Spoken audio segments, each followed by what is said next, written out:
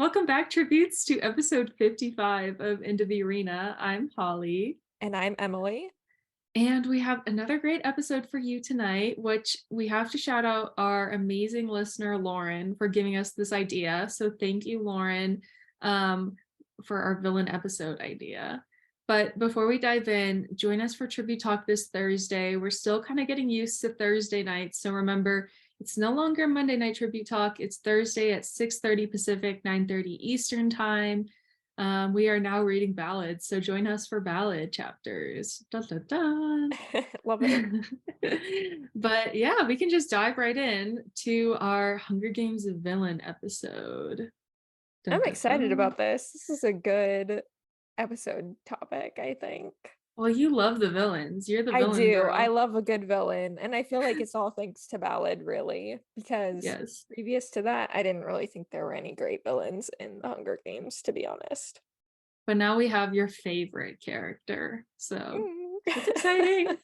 But I thought it would be fun to start out this episode. I found a which Hunger Games villain quiz are we? We'll link this quiz on our episode so you can take it as well. The first question is, what actor from the Hunger Games do you wish was your best friend? Who would you pick to be your best friend? Jennifer Lawrence, Liam Hemsworth, Julianne Moore, Donald Sutherland, or Josh Hutcherson? Oh, I don't know. It's got to either be Jen or Josh, That's exactly what I was thinking too. because they're both funny. Who are you going to pick? I picked Jen. Okay, I'll pick Josh. Okay, I we'll was see how unsure. this We're going changes our down different results. paths. Okay, if you had to fight in the Hunger Games, what weapon would you use? Poison, spear, knife, bow and arrow, or axe? It's either got to be poison, bow and arrow, or knife. You know, I want to say bow and arrow, but I don't think I'd actually be adept at that. So, and then with a poison, you kind of got to get close to the person, but also the knife you do too. Yeah, I think knife is what I'd go with because I'd I feel picked the most poison. safe. See, I picked poison. I'm like, we got to defend ourselves from afar. We got to trick them. We'll just sprinkle it in their You're food. just setting the traps. Okay. Yes. Next question. I don't know how this relates. What's your favorite way to relax? Eat comfort food, sleep, go for a run, a spa trip, or a bubble bath? And I am a bubble bath girl. Bath. Absolutely. We agree You're on not a that. bath girl. Who are you? What's your go-to reaction to a zombie apocalypse? Are you gonna hide, phone a friend, grab a weapon, or run away? Can I pick all of the above? Literally. Yes. I guess hide. Mine was hide too. I picked hide. What era do you most relate to? The 60s, today, 70s, 90s, or 80s? My 1950s is not on here. You have to go with 60s, I guess. I Closest guess thing. 60s? I'm a Let's go with 90s that. girl. I love the trends of the 90s. Wearing my friend's shirt. I love 60s clothes, so Where do you most enjoy working? In a coffee shop, an open office, personal space, from home, or in a cubicle? Every single day when I don't have class, I'm in a coffee shop. That's where you can find me doing 90% of my homework.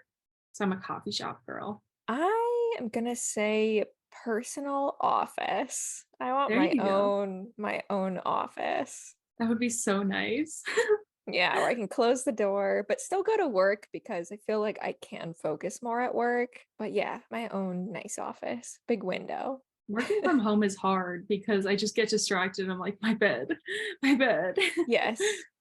Okay, where would you want to retire? A penthouse apartment, a small cabin in the woods, a big city, a houseboat, or somewhere in suburbia? I love all of these options because I love thinking about having a house in all of these situations. Even a houseboat? I love that for you. Yeah, I'd love to live in a houseboat. I think that sounds awesome. I love the ocean, so I would choose a penthouse apartment. I want to be looking out on the city. that Because seems like very apartments are nice because villainous, you don't have to to be take care of honest. like everything. I might go for let's go with the houseboat. Why not? Yeah, you might as well. How many kids do you want? 3, 2, none, 1, 4, or more? Absolutely no kids for me. If I look back at this in the future and I have kids, You're like, but I'm like, no Mom, you kids. didn't want me. Like, oh, whoopsie. It's a 1 or 2 for me. Only 2 because I'd feel sad for the 1. but Aw, the lonely let's go kid. with one. Okay, I got my result. I can't wait to hear Calculating, yours. calculating. Who are you? I am President Snow. I am also President Snow. What? We chose different things. I mean, I thought with me choosing the poison, it was kind of a given that I would be President Snow in the I penthouse. picked the knife. Yeah. So I don't It know. must have been the bubble bath that did it. Snow loves a good bubble bath. So yes, we will be linking this quiz wherever you're listening or watching, so you can participate and share your answers with us. And Hopefully, I not want everyone is Snow. right? It's just everyone's Snow. Yeah, let us know what you picked that was different than ours. Oh, Seneca's on here as well. Seneca is like, when I Interesting. was researching villains, everyone was talking about Seneca, and I was like, okay, I guess. Seneca's not real. Seneca's a minion. Like, let's be honest. A minion. That's like the perfect word to describe him. I feel like Plutarch is more of a villain than Seneca, and he's not even a villain, you know? True. He was just doing what he was told. It was his job description. What are you talking about? Yeah, come on. Well, I guess we That can was dive right fun. into our main segment for today's episode, which is Hunger Games villains. We have three that we're highlighting tonight, and that's going to be President Snow, President Coin, and Dr. Gaul. So Love it. I thought we would talk a little bit about the history of them and their background. Who are these villains? Who are they? So, I mean, obviously, we have a whole book about the background of one of these villains. If you live under a rock and don't know what ballad is, Welcome to um, Into the Arena. that's 90% of what we talk about is Yeah, it ballad. really So, is. welcome. President Snow was raised in the capital with his grandmam and tigress. He attended the academy, and I think I had a question was how much of an influence did Dr. Gall have on him? Because we can talk about his backstory and who he was as a person, but I think it's interesting to note like how the villainess had an impression on him and did that dictate him becoming who he Yeah, was? I think a lot. And I think Suzanne was trying to imply that as well, just getting into how Dr. Gull is named, where Volumnia comes from, and Mhm. play Coriolanus, and kind of her being named after that mother figure that in that play influences Coriolanus so much, manipulates him and like gets him to do what she wants. So yeah, I would say a ton. Was he an inherently bad person from the start?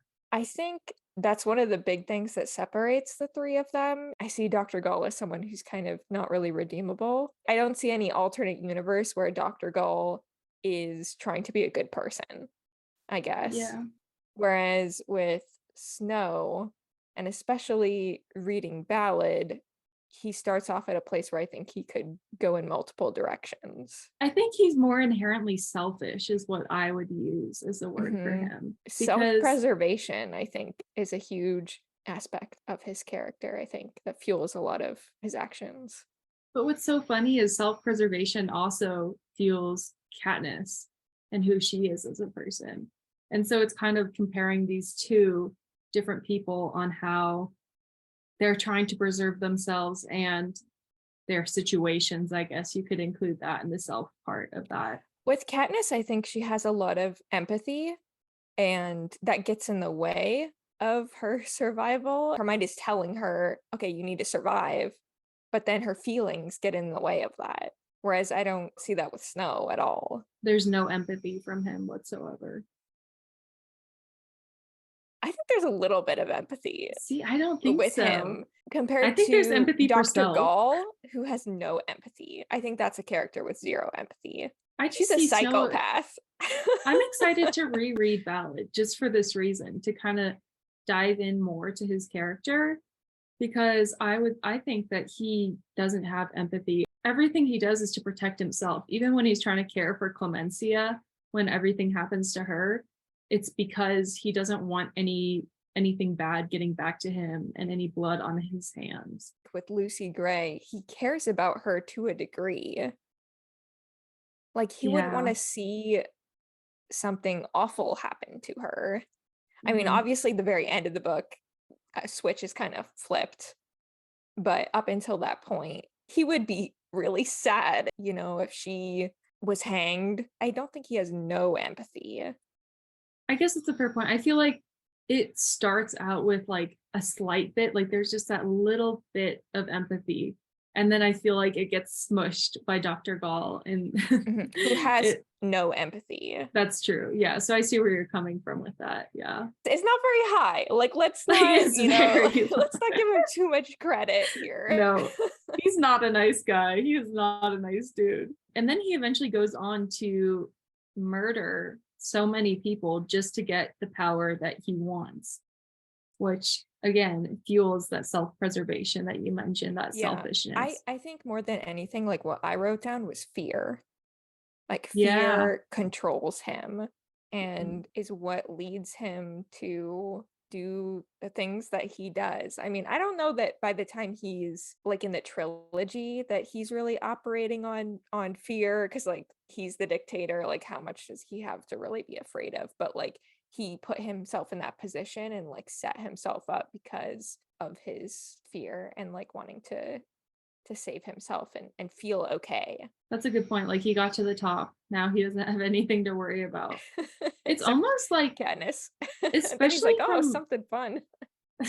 yeah, that's what I'm thinking is once we get to movie President Snow, he becomes obsessed with Katniss. He almost like loves the fact that there is a competition for him. Mhm. I feel like he Something thinks to he's so much better. challenge what he's built. And he doesn't think she's gonna succeed because he's so confident in what he believes and the system that he's created. He kind of sees himself as untouchable, but he likes watching her try to dismantle it in a way. And then I guess we can kind of get into Dr. Gaul next. I feel like that kind of bridges the gap there since we're kind of touching on Sure. it. Let's talk Since about the Chaos Queen herself. oh my gosh, that is a good name for her, the Chaos Queen. So she was originally an obstetricianist, which is I love that Suzanne includes that detail in the book. I think that's so funny. Something about it is just so funny to me, but also so dark.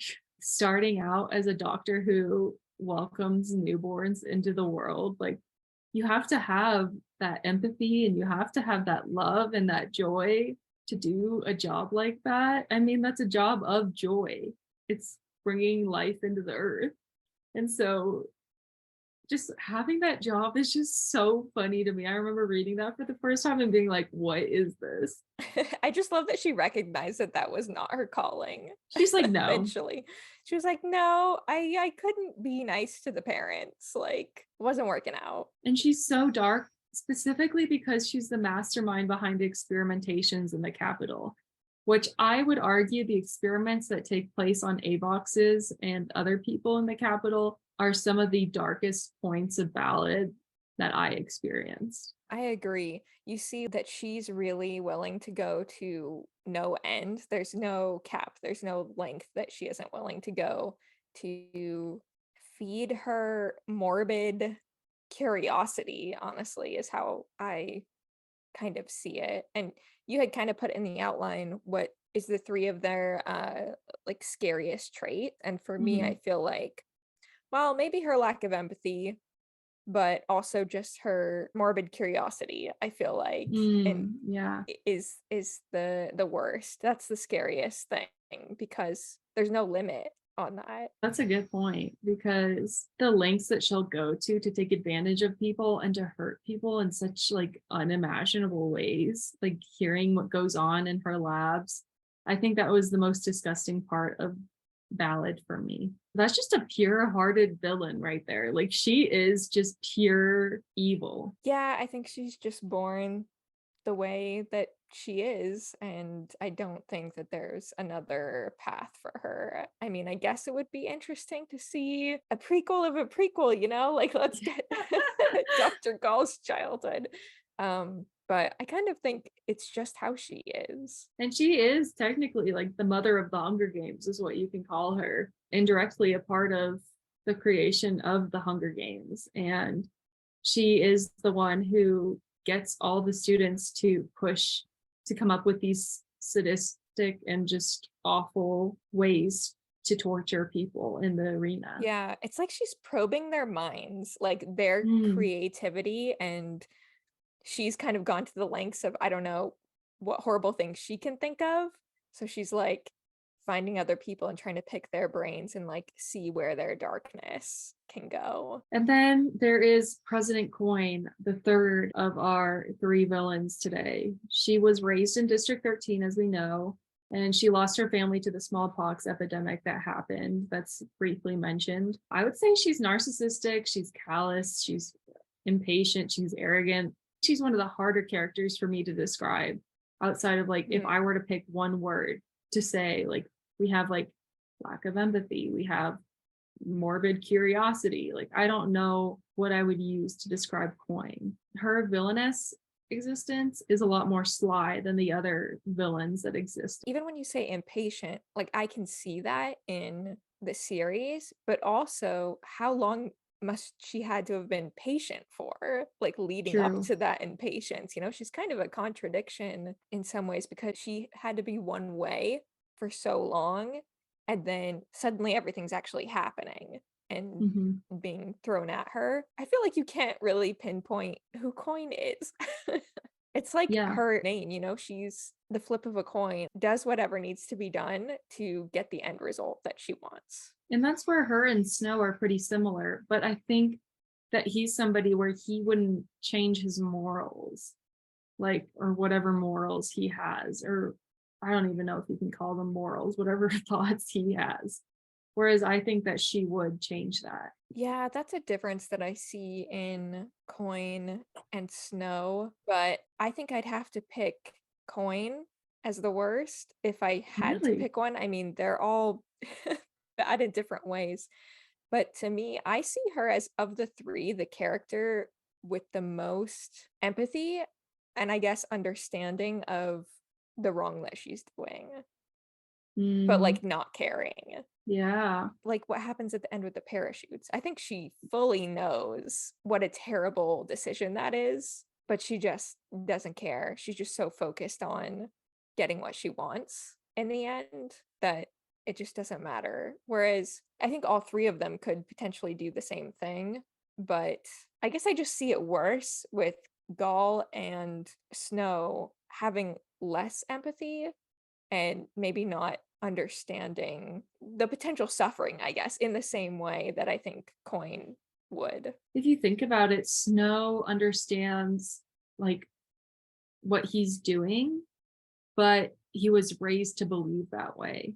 Whereas Coin was raised in the districts. So it wasn't that capital thought process that you have growing up that, oh, I'm better than those in the districts. The district people are animals. Like, she should be a better person than she actually is. Yeah, I see her acting out of revenge, I Mhm. guess, a little bit more, like a little bit more vindictive.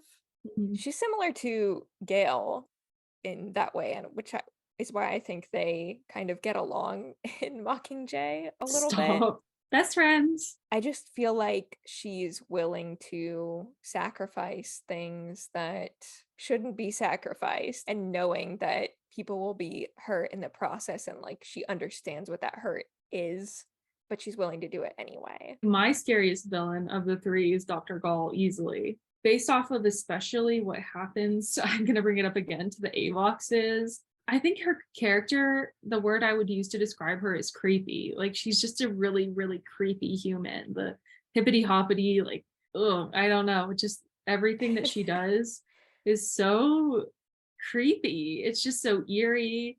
It makes my skin crawl. I think that's why I view her as being the scariest or the worst villain of the three.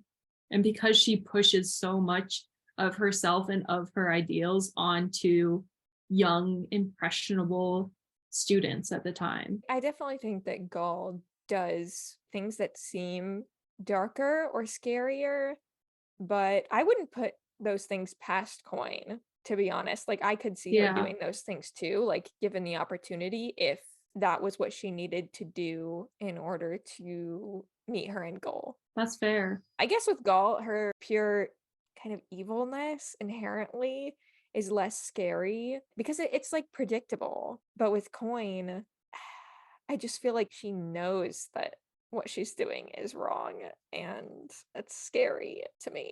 And it's scary because of how ahead of the game she is compared to, I mean, Mm, to Snow, she beats him at his own game in the end. yeah, she does. She beats Katniss, but then Katniss defeats her, Queen. leading up to it. Win #4.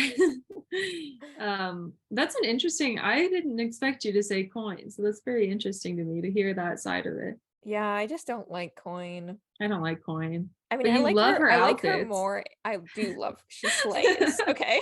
We Let could me have tell a whole you. episode on that. Julianne Moore in the movies, she looks great.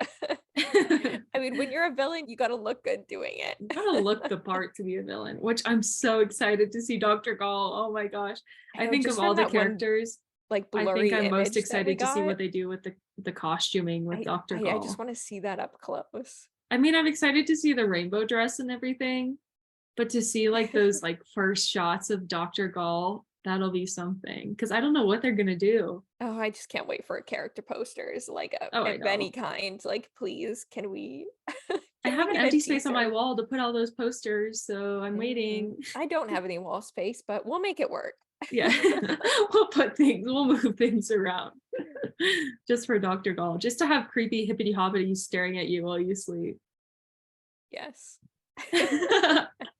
Another question that I was thinking about, are any of them really the worst? And is it okay to compare them? Like, are they actually comparable? I kind of think they're just different sorts of evil.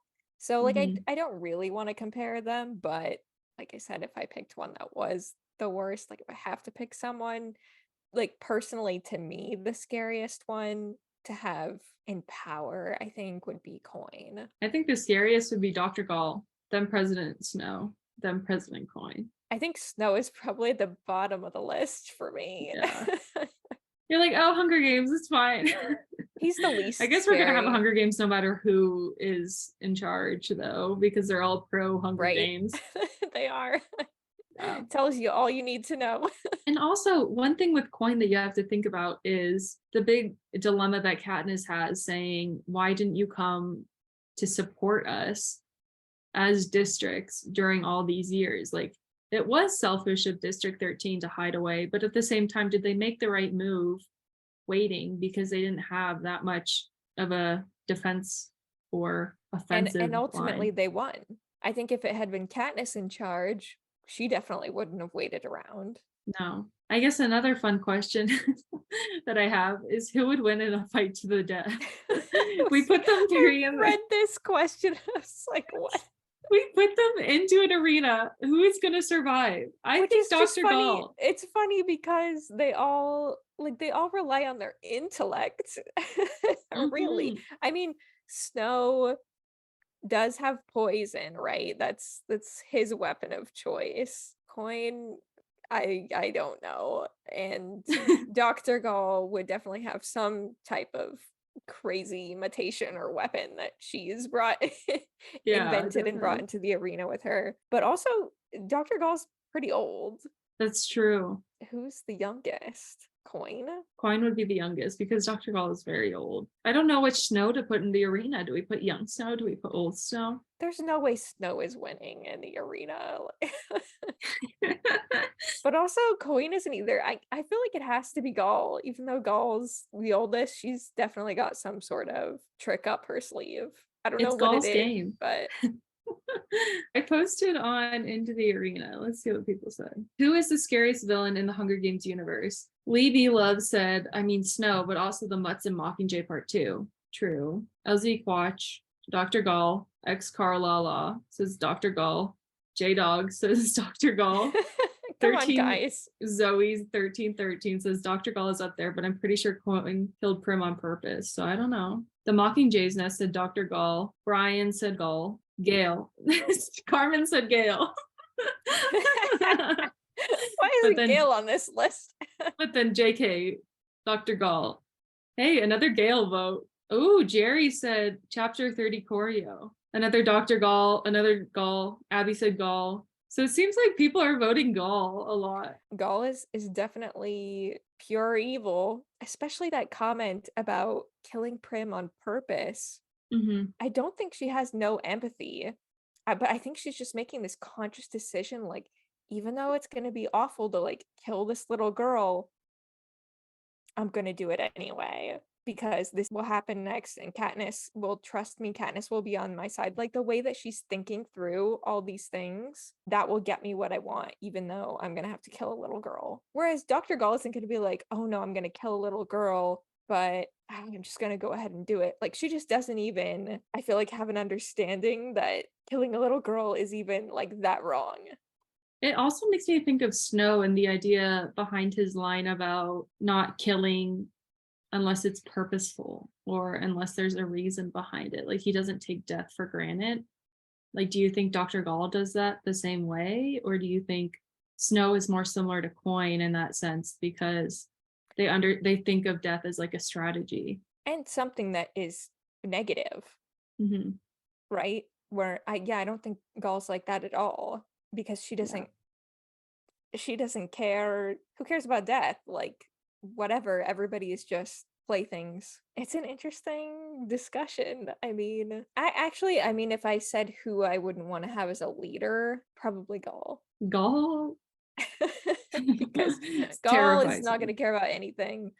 But I don't know, it's hard. It's hard between Coin and Gall for me, to be honest. I'd be interested to hear what everyone else's perspective is on that. Like, if someone were to be in charge, who is the lesser evil and who is the greater evil here? It is scary, the thought of Gall being in power because she is such a puppet master. Hmm. I don't know. Yeah, I want to hear everybody else's thoughts. Again, I'm excited to see what they do with Dr. Gall and in the Ballad movie. Love a good That's it. villain. We love a Love a good good villain villain. moment. Emily loves a villain. Which is partly like why I liked Ballad so much because I just didn't see Snow as that good of a bad guy Mhm. in the original series. He wasn't it for me. But then reading his backstory, I like that Snow a whole lot more. And then we also get Dr. Gall, who is also a really interesting villain. So I guess that kind of leads us into our final announcement. Join us for Ballad Read Along. Yeah.